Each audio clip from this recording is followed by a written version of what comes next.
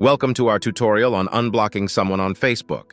In this step-by-step guide, we'll walk you through the process of unblocking a user on the Facebook platform.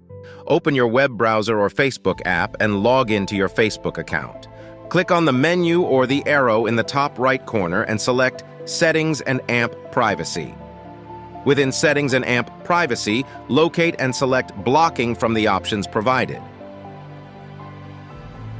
Under the Block Users section, you'll find a list of users you've blocked. Find the user you wish to unblock and click Unblock. A confirmation prompt will appear asking if you're sure you want to unblock the user. Click Confirm to finalize the unblocking. Congratulations! You've successfully unblocked a user on Facebook.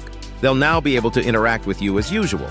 Thank you for watching our guide on unblocking someone on Facebook. We hope this tutorial has been helpful. Don't forget to like and subscribe for more useful tips and tutorials.